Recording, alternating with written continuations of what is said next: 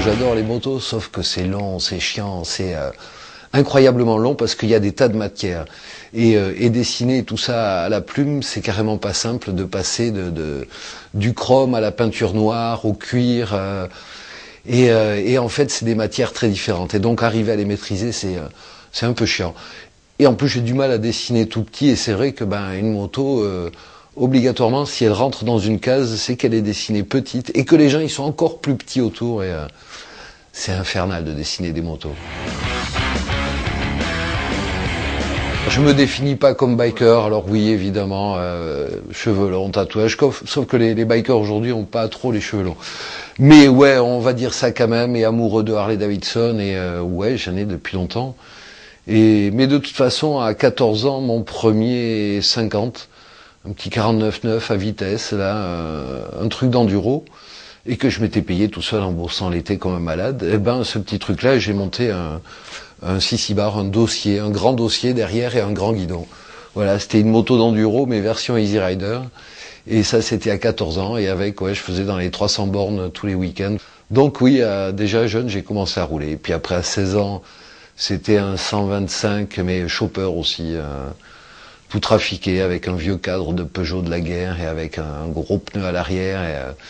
Et deux fourches de mon Honda qui étaient soudées ensemble et qui faisaient un truc bien souple mais qui avait de la gueule. Et puis après BM, pareil BM Chopper, même avec une selle de cheval, une selle de poney texan, et je me suis même marié dessus, ouais.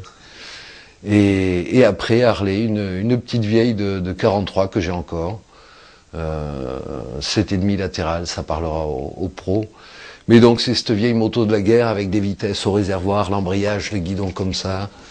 Et un vrai look. Et elle roule pas, mais elle pourrait rouler. Il faudrait que je remette batterie, de l'huile et tout.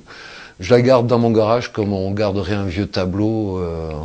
On peut s'émerveiller à regarder un même tableau tous les jours. Une Harley, c'est pareil. C'est un bel objet avant tout.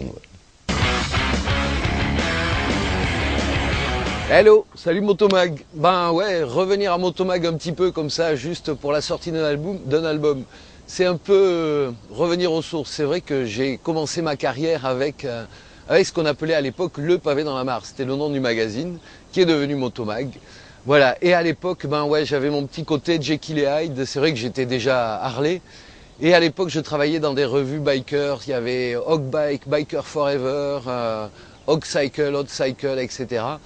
Et ouais, mon petit côté Jekyll et Hyde, c'est que dans les revues Harley, je faisais mes bikers qui boivent, qui fument, qui roulent sans casque. Et après, quand je travaillais pour, évidemment, la Mutuelle des motards et le pavé dans la mare, c'était obligatoirement casque intégral, même sur une Harley. C'était obligatoirement les gants, le blouson homologué. Voilà, mais bon, c'est bien un petit peu de sécurité aussi, mais par exemple, ma moto qui fait du bruit, ça c'est ma sécurité. C'est pas pour faire chier les vieux, c'est juste que les vieux, ils m'entendent pas quand ils sont dans leur voiture. Du coup, accélérer un petit peu fort, s'ils n'ont pas vu mon phare, ils m'entendent et ils se poussent. Bref, expliquer tout ça à un gendarme, c'est pas évident. Donc je vais pas insister non plus avec vous. Toutes mes motos sont appelées Titine. Et elle, c'est Titine avec un numéro sûrement derrière, mais je l'ai jamais fait parce que ça la vexerait. Et donc, c'est un 1340 Springer, Harley Davidson évidemment. Pas besoin de marquer la marque, ça se voit de suite. Pas besoin qu'il y ait un logo quelque part. Et donc 1340 Springer, mais monté comme un knucklehead de 38. Vous voyez là, ça sont des cache-culbuteurs qui ont été rajoutés, y compris le carter haricot, voilà, qui donne un style ancien de 1938. Et le grand guidon qui est très 70, c'est juste pour me rafraîchir les dessous de bras. J'adore ça.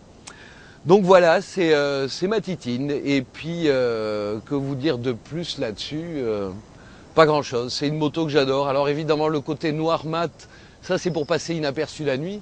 Et le côté chromé, c'est pour qu'on me repère au soleil. En fait, le truc, c'est que j'ai toujours adoré cette phrase dans Mon nom et personne. Tu brilles aussi fort comme miroir de bordel. Eh ben, le miroir de bordel, c'est moi et aujourd'hui, ça me va bien. Donc, big up à tous les gens de Motomag, à tous les lecteurs, les abonnés, à tous les gens qui me connaissent un petit peu. Une bise et puis à bientôt sur la route sûrement.